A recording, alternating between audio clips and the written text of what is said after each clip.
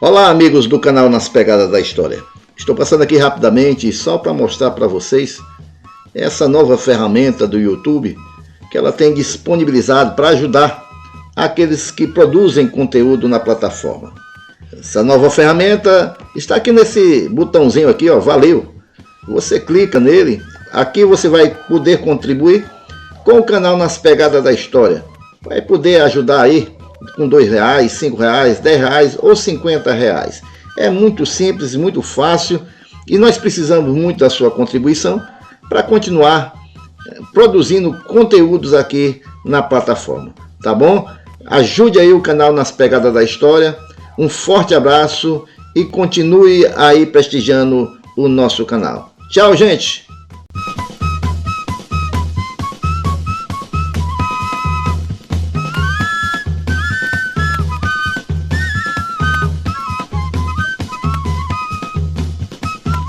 O vídeo que você verá a seguir está baseado no livro Maria Bonita, a Rainha do Cangaço, sua biografia, do escritor, pesquisador João de Souza Lima. Foi na imensa e hostil região sertaneja, onde os tabuleiros e a caatinga adusta e ríspida serviram de muralhas naturais e quase intransponíveis para o homem comum, que os cangaceiros se adaptaram com facilidade e segurança. A mataria fechada e desprovida das cercas de arames farpados e de estradas formava um complexo labirinto de resistência natural, servindo de perfeito esconderijo. As estradas construídas para trazer o desenvolvimento e novas esperanças para o nordestino eram vistas com desprezo e até temor pelos cangaceiros. Pode-se dizer que as vias de transportes eram uma das principais inimigas de Lampião e de seus seguidores, pois por elas poderiam trafegar os caminhões carregados de soldados da volante. Por isso, sempre que começavam as rodagens, muitas delas resultavam em estrondoso fracasso. Veja um desses casos. Nas proximidades do Brejo do Burgo, mais precisamente na Vargem Grande, é erguido um barracão que serviria de base para os trabalhadores que iriam construir uma estrada que ligaria Santo Antônio da Glória a Macururé. Barracão erguido e os planos traçados começam a tomar forma. Lampião encontra-se no Brejo do Burgo, nas Caraíbas, uma fazenda do grande coiteiro Toazinho, lugar onde os bailes eram frequentes. Toá avisou para Lampião sobre a construção que estava sendo iniciada ali próximo. O cangaceiro, sem perder tempo, enviou um portador e um bilhete, mandando os trabalhadores deixarem rapidamente a Vargem Grande. Os trabalhadores repassaram um recado recebido para o capataz, e este fez com que o bilhete chegasse até as autoridades, principalmente ao conhecimento do engenheiro Edmiro Santos, encarregado da construção da estrada. O bilhete foi descartado, assim como foram descartados mais outros 3 bilhetes de intimação. Lampião passou os próximos dias na casa de Aristeia, no povoado Várzea. Naquele sábado à noite, a sanfona embalou os cangaceiros na cadência de um animado baile. Lampião, absorto ao som da concertina, naquela noite traçou seus pensamentos e planos nos braços de Maria Bonita. Na manhã seguinte, um domingo, Lampião reuniu os cangaceiros, 18 homens no total.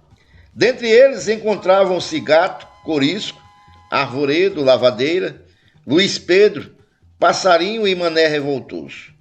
Alguns estavam ainda sob o efeito da cachaça tomada durante a noite. No baile, os cangaceiros esquematizaram um plano de ataque inevitável. Os burros foram selados, montados e açoitados. Lentamente os animais começaram a galgar as veredas que os levaria ao povoado Juá. Maria Bonita e Inacinha ficaram na várzea, sob os cuidados do casal Quincas e Aristeia. Os cangaceiros passaram no Juá e de lá seguiram para o Brejo do Burgo, parando no bar da senhora Ana Clara da Silva, conhecida carinhosamente por Naninha, velha conhecida de Lampião. Os cangaceiros esvaziaram algumas garrafas da famosa cachaça sergipana. Algumas mocinhas, já familiarizadas com a presença daqueles homens, se aproximaram e dançaram algumas músicas com os componentes do bando. Os cangaceiros encerraram os festejos e se prepararam para mais uma batalha, como se fosse uma coisa mais comum do mundo, sair de um momento de descontração e entregar-se ao perigo do fogo cruzado, enfrentando a morte. 18 cavaleiros, fortemente armados, seguiram na direção da Vargem Grande. Aos poucos, os cavaleiros começaram a avistar a Serra dos Cabaços e a Serra de Bico.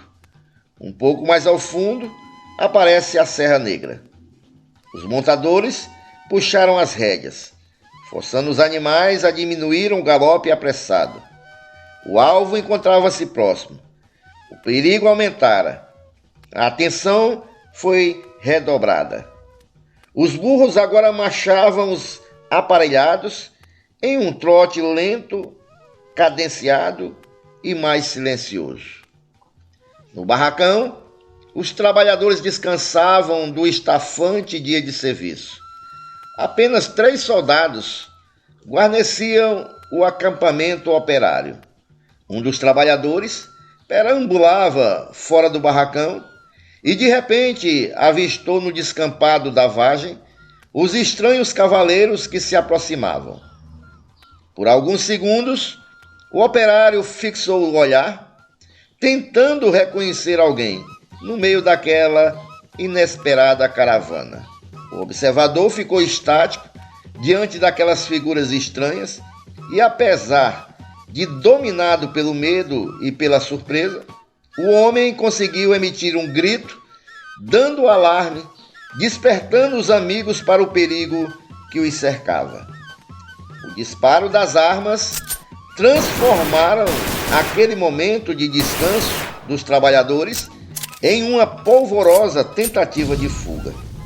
Os empregados conseguiram fugir, tendo por proteção os tiros retribuídos pela reação de artilharia dos 3 soldados que faziam a segurança do acampamento.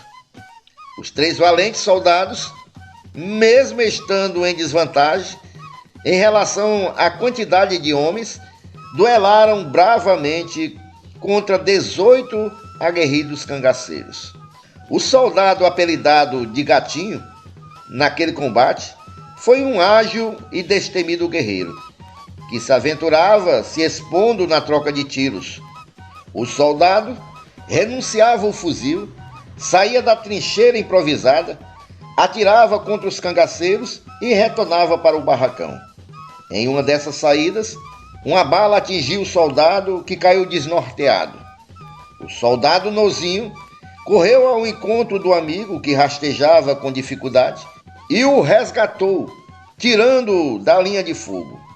Com o soldado Gatinho baleado, os cangaceiros começaram a cercar o barracão com uma certa facilidade. Um dos soldados, vendo a aproximação dos cangaceiros, largou a arma e correu, abandonando o barracão, deixando para trás seus 2 amigos. Nozinho, pressentindo que a morte logo o alcançaria, tomou, junto com o companheiro Gatinho, uma acertada decisão. Iriam tentar fugir, morreriam lutando, valorizando e honrando a farda que vestiam. O soldado Gatinho recarregou novamente sua arma, olhou o ferimento que não parava de sangrar, se apoiou nas tábuas do barracão e com muito esforço ficou de pé. Nova descarga de tiros varou as madeiras do rústico casebre. Os 2 soldados correram no descampado da vargem. Os cangaceiros, sem dar trégua, perseguiram, os dois sentenciados de morte. Tiros rasparam as cabeças dos soldados. Gatinho parou e revidou os disparos. Os cangaceiros miraram o corpo do cambaleante soldado e deram uma nova descarga de tiros em Gatinho, que ajoelhou-se mortalmente ferido. Nozinho se virou para ajudar o companheiro e um tiro acertou-lhe a perna, derrubando-o com o impacto. Nozinho, mesmo caído, disparou o fuzil, retardando um pouco o ímpeto dos cangaceiros. Foi o bastante para que se levantasse e continuasse sua fuga. Os cangaceiros xingavam e perseguiam Nozinho, que continuava correndo, enquanto as balas zuniam ao seu lado. No chão, o soldado Gatinho, já sem vida, era cercado por arvoredo, gato, lavandeira, corisco e lampião. Lavandeira reconheceu o soldado abatido. Nozinho olhou para trás e viu o amigo Gatinho estendido no chão, cercado pelos cangaceiros. Pouco mais ao fundo, outros cangaceiros montavam alguns burros para perseguirem o moribundo Nozinho. Os cangaceiros avançavam rapidamente. Nozinho corria com dificuldade, vencendo toda a longa extensão da Vargem Grande. O sol, aos poucos, foi se pondo, trazendo a escuridão. Nozinho conseguiu chegar a um conjunto de pedras conhecidas como Ponta da Vargem Grande. Os cangaceiros continuaram a perseguição e espalharam-se, procurando o soldado baleado, seguindo as marcas deixadas pelo sangue derramado. Nozinho buscou refúgio entre as pedras pontiagudas. O cansaço furtava-lhe todas as forças. O ferimento queimava suas entranhas. O corpo mais e mais se acomodava nas fendas das grandes rochas. Vozes foram ouvidas. Os cangaceiros vinham chegando e apertando o cerco, trazendo a sentença do soldado ferido na ponta de um afiado punhal. A escuridão da noite ficou mais forte. Os cangaceiros entraram no labirinto de pedras, onde Nozinho estava escondido. As sandálias de couro dos cangaceiros passaram beirando o corpo de Nozinho. O soldado prendeu a respiração, que antes, ofegante e agitada, agora era dominada pelo medo. Os cangaceiros andavam de um lado para o outro e, atrapalhados pela escuridão, não conseguiram encontrar o soldado ferido. A busca foi interrompida. Aos poucos, o silêncio tomou conta da Ponta da Vargem Grande e Nozinho, apesar do ferimento, pôde respirar tranquilo. Os cangaceiros retornaram para Brejo do Burgo, mais precisamente ao bar de Dona Naninha. Os burros foram amarrados embaixo dos 2 tamareiros ali existentes. A dona do bar colocou um corote cheio de cachaça sergipana e acendeu mais 2 candeeiros para dar mais claridade à sala. O Lampião desabafou, referindo-se à morte de Gatinho. Eita! Hoje nós tiremos as unhas do gato. Os cangaceiros bebiam água ardente sem se cansarem de narrar suas façanhas no vitorioso tiroteio. A noite já ia alta. O corote de cachaça esvaziou. Alguns cangaceiros estavam completamente embriagados. Arvoredo foi escalado para ir buscar os burros, sendo ajudado pelo garoto Dioclésio, filho de Naninha. Lampião pagou a cachaça consumida e dirigiu-se com o grupo até o terreiro do bar. Naninha seguiu os cangaceiros, segurando um candeeiro quase apagado. Lá fora, os cangaceiros montaram com dificuldade sobre os burros. Despediram-se de Naninha e regressaram para a várzea, local onde Maria Bonita aguardava ansiosamente a volta de Lampião. Por entre as pedras disformes, Nozinho, bastante enfraquecido, lutava contra a morte. Muito pior do que a fadiga, a fome e a latente ferida, era um vento frio e insuportável que à noite soprava. Nozinho cada vez mais se enroscava nas fendas das pedras. Talvez tenha sido aquela a sua pior noite. O sol despontou, trazendo com ele uma nova esperança de vida para Nozinho. O barulho de uma carroça de burro foi ouvido, aguçando os sentidos do soldado ferido. Era João Cambuti, que levava uma carga de esteiras para vender na feira de Santo Antônio da Glória.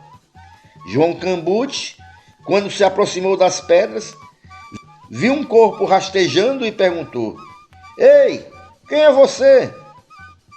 "Sou Nozinho, filho de Cilo Barbosa. Tô ferido. Quanto você quer para me socorrer?" "Nada. Eu sou amigo de seu pai e vou lhe ajudar." João Cambuti escondeu as esteiras entre as pedras, colocou o Nozinho na carroça e seguiu apressado em busca de socorro, atravessando aos solavancos uma paisagem devastada por tiros. Nozinho olhava o horizonte e, mesmo estando esgotado, quase desfalecido, sentiu uma grande felicidade por estar vivo. No mesmo dia, o soldado Gatinho foi enterrado em Santo Antônio da Glória, sob as lágrimas sentidas dos amigos e da sua esposa Teresa. Nozinho, tempos depois, teve a oportunidade de pagar o favor prestado por João Cambuti, quando, em uma confusão, João Cambuti tirou a vida do soldado Domingos Bode e foi preso. Nozinho pagou um advogado e livrou o amigo da solidão das grades. Na Vargem Grande, a morte brutal, mais uma vez, tocou o solo nordestino. Enquanto uns morriam defendendo os caminhos que trariam progresso, outros matavam em nome da segurança e da sobrevivência.